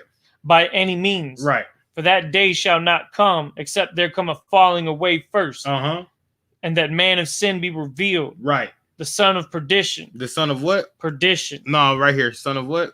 The son of everlasting punishment and damnation. The son of eternal punishment and damnation. Keep going. Come. Now he's going to tell you right now who this talking about. Keep going. Who opposeth and exalteth himself above all that is called God. Right. Because he wants to be up there like he is the Most High. Keep going. Or that is worshipped. Right, and he wants to be worshipped. Right, keep going. So that he is God. Right. Sitteth in the temple of God. Showing himself that he is God. Doing what? Showing himself that he is God. Man, because we didn't give him that picture of Caesar Borgia to put up there in what's the name to show that he's Yahweh. He put himself up there. And then he said, if you don't accept this, we'll murder you, we'll kill you. Just like they did to the so-called native tribes that was over here. Right? That's what they give him. They gave him the Bible. They gave him Caesar Borgia because they didn't give him the Bible. They gave him Caesar Borgia, and they gave him the sword. So you either pick one. Either you take this or you take the sword. They showed the self as God. Yo, Salaki, that reminds me of I know this is my off topic, but it's kind of on topic at the same time. It reminds me of these Cannabis lyrics where he says, in America, hearts and minds start backslide in the sorcery. Now we in attack from all sides. How tall is a god? Solid, taller than satellite, eyes in the sky, printing high resolution, stand by. It's like they try to act like God by seeing above, like even being in space above everybody, using the satellites to look at us, like an eagle looks at the ground as he's hunting his prey, right? Like the eagle sees everything. Yeah, and that's what Cannabis was relating to it, because he was like, oh, this is like, he's like relating it to the same thing. It just reminds me of that when I read that just now. And yeah, since you know all the cannabis lyrics, you better be knowing these scriptures like that. Most damn right. So he exalts himself as the eagle. All right, now let's go back to Ecclesiastes 10 or 12, and I don't know where we was at then. Ecclesiastes chapter 12. Ecclesiastes chapter 12 and verse. Oh, we was at. We'll say. We'll just say like verse 15. Ecclesiastes chapter 12, verse 15. So one that goeth to a sinner and is defiled with him in his sins. Go back, go do 14. Do 14. I want to do sins again. Oh, Salaki, that was actually the one I was reading. Ecclesiastes chapter 12, verse 14. Right. So one that goeth to a sinner and is defiled with him in his sins. So who's the man of sin? Esau. Okay, who's the man of sin? Esau. So what do we call him? Like that's now in the so-called white man. All right, there we go. Keep going. And is defiled with him in his sins, who will pity? Right. So if you go play with the white man and the white man and the white man, you get defiled by his sins, right? Who's gonna pity you? Yeah. That's like that's like Jesse Jackson and Reverend and Al Sharpton, right? And Martin Luther King. Martin Luther King wanted to play with the white people like that, and want to be integrated, right? And then he got murdered, which is a terrible thing. Right, but you shouldn't have been playing with them white folks, no way. I'm right. Right, and it's only when what's his name, Malcolm X started to play with those white folks and get political and all that. That's when they start. That's when he died. Right, same thing with Medgar Evers, man. Y'all got to stay away from these white folks, man. Stay away from these Edomites, man. Stay away from the devil, man. You can't trust thine enemy. Keep going. Verse 15. For a while he will abide with thee. Right. So for a minute, he's gonna be like, yeah, we're gonna be with this, we're gonna be with that. This was Captain Yatazak was bringing out the other day. Captain Yatazak was bringing this out the other day about because there's a so-called there's an Edomite that came and he wanted to he talked about he wanted to help us and do all this, and Captain Yatazak was like, no, we're gonna do what we do ourselves. And he said because if he would have let him help us, so you know what I mean, something would have happened and they would have blamed us about it. Right, damn right. You know what I mean? So Captain Yatazak like got him up off the camp. Go ahead. But he says, for a while he will abide with thee. Right. But if thou begin to fall, he will not tarry. Right. If you fall, he will not be okay with you. He's going when you start to have trouble, he's going to start to come oppress you, just like all the other white men will do. Go ahead. An enemy speaketh sweetly with his lips. Right. But in his heart he imagineth how to throw thee into a pit. Right. So he speaketh nice with his lips, like, oh yeah, I want to help you, I want to be friends, I want to do this, I want to do that. But then in his mind, he's like, as soon as they show a form of weakness, I'm gonna air this out. Yep. I'm gonna overthrow them. I'm gonna find a way to get them all locked up, and I'm gonna take over what they got. Keep going. He will weep with his eyes. He'll do what? He'll weep with his eyes. Oh, he's gonna be looking at you like, oh man, that's a horrible thing. He's gonna shake his head. Keep going. But if he find opportunity, he will not be satisfied with blood. Right. So he's gonna be like, oh man, this is bad. But then when he seeks the opportunity, he's going to kill somebody. He's going to murder somebody. Right? Because that's what the white man does. The white man, keep going. He will not be satisfied with blood. If adversity come upon thee. Hold that at 16, man. Give me John 8:44. Concert. Because precept must be upon precept, line upon line, here a little, there a little.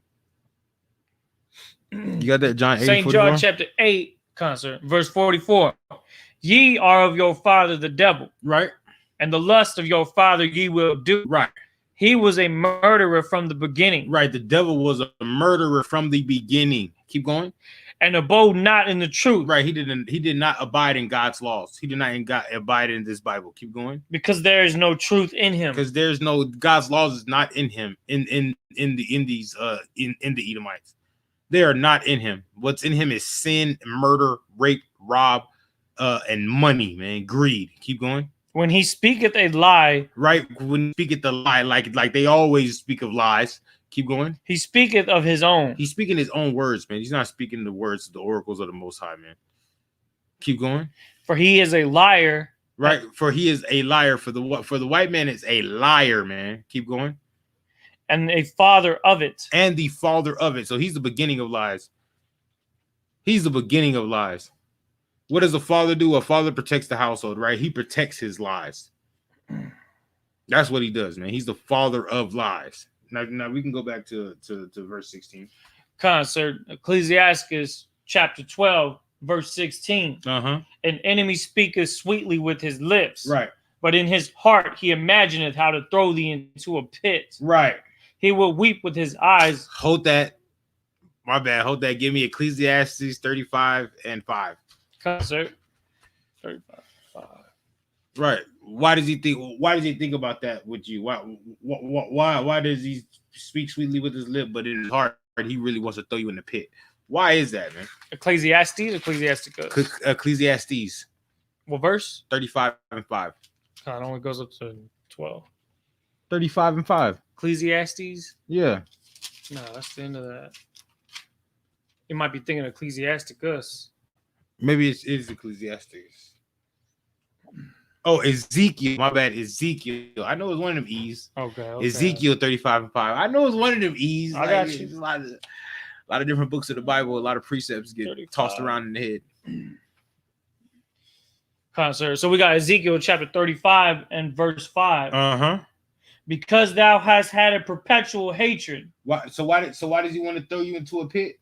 Because thou hast had a perpetual hatred. Because he has a perpetual hate for you. The white man has a perpetual hatred for you. Perpetual means everlasting. It's like an everlasting hatred for you. Why? Because the Most High chose you, black man, Hispanic man, Native American man, and not him. Keep going. And has shed the blood of the children of Israel. And he has did what? Shed the blood of the children of Israel. He has did what? Shed the blood of the children of Israel. Right. Eric Garner, Tamir Rice, Trayvon Martin, Sandra Bland, Philando Castile, Emmett Till, George Floyd, Breonna Taylor, what's the brother in Ferguson? Mike Brown. You said Eric Garner. Eric Garner, Mike Brown, Freddie Gray, right? And the list goes on and on and on. He shed the blood of the children of Israel. Keep going. By the force of the sword. By what? By the force of the sword. Or the modern day, or modern day by the gun. Keep going. In the time of their calamity. In the time of their trials and tribulations, man. In a time where people should be helping the children of Israel and telling them who they are and gaining and giving resources to the children of Israel, man. That in that time they want to murder you. Keep going. They want to put crack in your neighborhood and abortion clinics in your neighborhood. Right? Keep going. In the time that their iniquity had an end. Right. In the time of our iniquity, right, had an end. Because we're at the end of our iniquity right now, man. We are coming back as a nation. The end is nigh. Mm-hmm. Christ is coming back soon. And the devil will not be able to oppress us like he has been. Now let's go back to Ecclesiasticus. Start at verse 16. Ecclesiasticus chapter 12, verse 16. An enemy speaketh sweetly with his lips, but in his heart he imagineth how to throw thee into a pit. Right. He will weep with his eyes, but if Right. he find opportunity, he will not be satisfied with blood. Right. Keep going. Verse 17. If adversity come upon thee, thou shalt find him there first. Right. Though he pretend to help Wait. thee. Start at 17 again. Verse 17. If adversity come upon thee, thou shalt find him there first. So when you could become when adversity comes upon you, right? The white man is the beginning of it.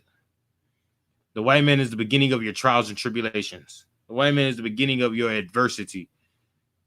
Go ahead, your struggles. Keep going. And though he pretend to help thee, yet Right. shall he undermine thee. Right. And though he pretend to help thee, right? And when he comes into your neighborhood with the what's that called? The Salvation Army and the Goodwill, and he starts trying to give you things and help you out. It's just a way of him trying to get back on your side so he can do something else that's under the table, devious towards you. When he give you food stamps, housing, he's just trying to do something else to give you be deviant towards you. Because he's gonna give you food stamps, and you're gonna be looking for those food stamps every month, and then he's gonna take them away. So that way you be struggling like, oh, I don't know where I'm gonna get my food at. I usually get food stamps, but now I ain't getting food stamps no more. Keep going, all right? Verse 18. He will shake his head and clap his hands. He's gonna do what? He will shake his head and clap his hands. He's gonna be like, man, that's a terrible thing that's happened to you. But at the same time, he's clapping his hands like, yeah, that's a terrible thing happening to you. But he's clapping his hands like, yeah. Now I'm finna go and implement something that's gonna be able to reign over them and get me money. Keep going. And whisper much. And do what? And whisper much. And change his countenance. Right, he's gonna change his countenance from being a friend to you to being evil towards you. Like Mr. Burns, man. He like, right. Excellent, you know. He doing that whole thing where he like, oh, that's terrible, man. Yeah. Hey, you're right. Like he plotting against you the whole time. The smile in your face. All this time they want to take your place, man. Those what? Those enemies. No, those backstabbers. Yeah. Those backstabbers. Backstabbers. They're smiling in your face all the time. They want to take your place. Those backstabbers. That's what they backstab Judas too. Right. That's what they did. They backstabbed Judas and the children of Israel, because if you do anything about, like, at that time they were trying to be cool with Judas, and then when the New Testament come around, they're being evil towards Israelites. They putting them on crucifixes and or what do you call them, on crosses and crucifying them. You know what I mean? They burning them alive. They doing all these things. They're doing all these things, all these Roman torture devices. Right from there, give me Exodus 23 and 32, and we're gonna end it right there. You got the prayers concert. All right, cool. Let me get that. Exodus 23 and 32.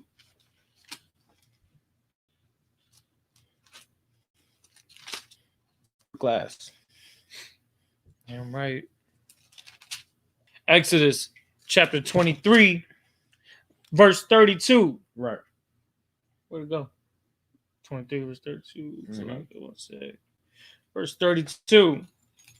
Thou shalt make no covenant with them. Wait, no what? No covenant with them. No what? No covenant with them. Thou shalt make no agreement with them. You shouldn't agree with them. You shouldn't covenant with them. Right? Mm-hmm. Keep going. Nor with their gods. Nor with what? Nor with their gods. So don't be celebrating Christmas, Easter, Thanksgiving, Easter, Christmas, Thanksgiving, Halloween, Labor Day, 4th of July, the first of the year, New Year's Eve. None of that. Don't be celebrating none of that with them, man, because you're not supposed to have no covenant, no agreement with them, man. They're thy enemies. Keep going. Verse 33, they shall not dwell in thy land. Don't let them come in the ghettos, man. They want to put you in the ghettos and the barrios and the reservations, man. Don't let them come in there and just knock on your door all early in the morning talking about, do you believe in Jehovah's return? No. Get off my property. That what you tell them, man. That what you tell them, man. Get off my property, man. Don't be coming in my neighborhood. What you doing in my neighborhood? Every time a white man comes in and comes into the ghetto or the hood, you should be like over there looking like, man, what you doing over here? That's what you should be doing. Not looking at your brother like that. Right. Keep going. Damn right. It says, verse 33, they shall not dwell in thy land, lest they make thee sin against me. That's what they're trying to do, man. They're always trying to get you to go against your brothers, go against Yahweh Shah Mashiach, and go against the Most High, man. That's what they're trying to do. I haven't had a Jehovah's Witness or nobody knock on my door forever and ask me about nothing about that. Because when they do, I got nothing but scriptures for them. I got nothing but scriptures for them. Keep going. For if thou serve their gods, right? Because when you go serve their gods, right? Go ahead. It will surely be a snare unto thee. It's going to surely be a stumbling block unto you, man. It's surely going to take you away from serving the Most High, man. That's what's going to happen, man. You're not going to be worried about what the Most High is doing. You're not going to be worried about the Most High. You're going to be worried about them and their gods and how to please them. Right. When you should be worrying about how to please the Most High, man. That's what you should do, man. And that's the last scripture I want to bring out, man. There's plenty more scriptures I could bring out on this topic, but I feel like I covered the most of it, man. We're gonna clap it up, man. Because we're the I.S.U.P.K. Start out of 1 West, 125th Street, Harlem, New York, right? And under Commander General Yohana, we've been teaching Blacks, Hispanics, and Native Americans is the Israelites that the Bible speaks about since 1969, and if you're not in the I.S.U.P.K, man, then you're in the way, right? The best thing for you to do is get in class and learn these laws, statutes, and commandments. Learn your history. Learn your heritage, man. Learn your culture, right? And with that, I pass the class over to Trooper Ayalawan. Khan, I.S.U.P.K. security announcements. We are the I.S.U.P.K. started out of 1 West, 125th Street, Harlem, New York. Rule for the new brother and sister. When a new brother and sister comes into the school, they are off limits for 6 months. They are to be saluted only. They are here to shed themselves of the world. If they need transportation, the teacher will arrange it. After 6 months, if a brother or sister has an interest in a particular person, he or she must get permission from the head to speak to a brother or sister. There is another 6 months in which the brother and sister will court each other. After this 6-month period, they will get permission from the head to marry. Tithes, which is a commandment, found in Numbers chapter 18, verse 21, Malachi chapter 3, verses 8 through 10. Ma'ashara means 10th in the Hebrew. 10% of every penny of any increase the Lord gives you, give to the treasury department or teacher. Priest fund, for offerings for priests, not mandatory. Whatsoever amount you would like. Upcoming holy convocations, we have the Day of Atonement, which is to take place on the 10th day of the 7th month. This falls on Wednesday, the 15th September, 2021. This is found in the book of Leviticus, chapter 23, verses 27 through 32. If anyone wants to be a trooper in the school, start wearing all black: boots, pants, shirt, headband, and scarf. And with that, that concludes the UPK, I.S.U.P.K. security announcements. All right, with that, we're going to Amajim, which means to stand. Then we're going to Sar, turn the face to east. We'll begin with the power prayer in the ancient Hebrew.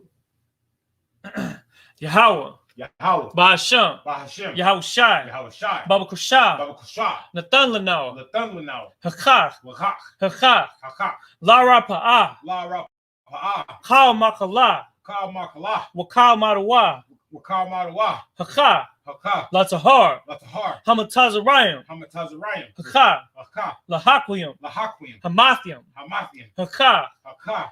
Al Rakawa. Arakawa. Hatama Allah. Atami Allah. Lagarashan. The Garashan. Ba'Hashem. Ba'Hashem. Yahweh Shai. Yahweh Shai. The water. The water. Aman. Aman. And this, Now we're going to do the power prayer in English. It says, Lord. Lord. In the name of I.S.U.P.K. In the name of I.S.U.P.K. Please give us the power. Please give us the power. The power to heal all manner of sickness. The power to heal all manner of sickness. And all manner of disease. And all manner of disease. The power to cleanse the lepers. The power to cleanse the lepers. The power to raise the dead.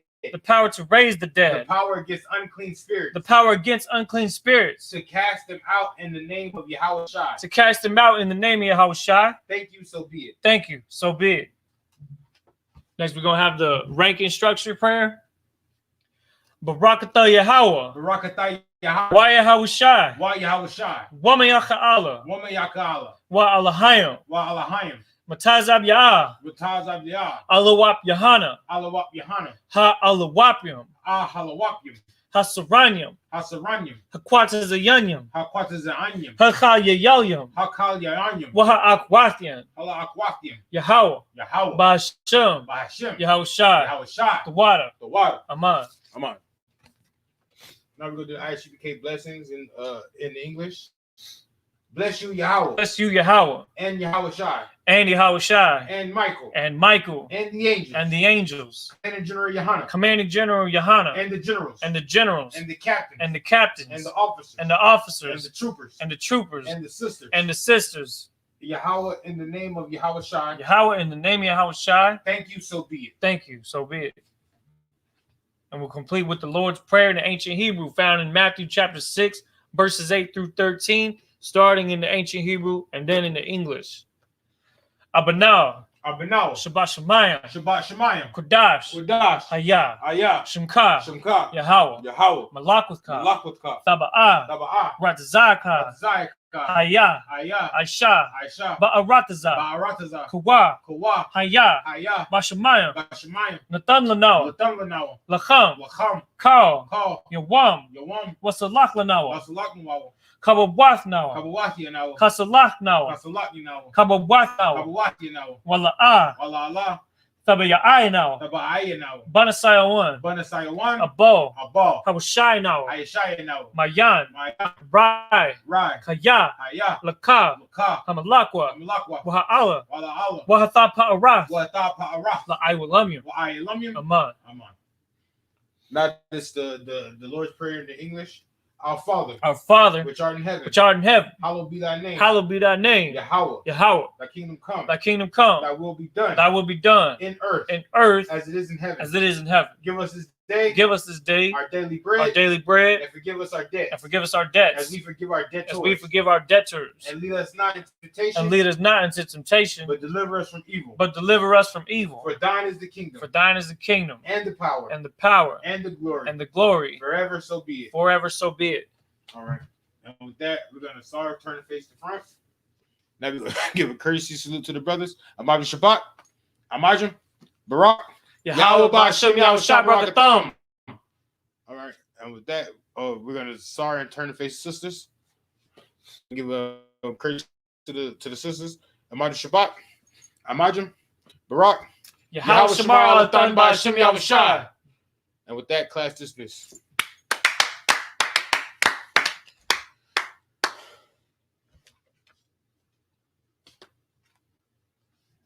No, leave that over there. Come on, look at that. I be having a hard time finding it. I'm leaving it right here. Right, I'm gonna get a separate folder for them. I got a separate folder. I just gotta find it. Just for them.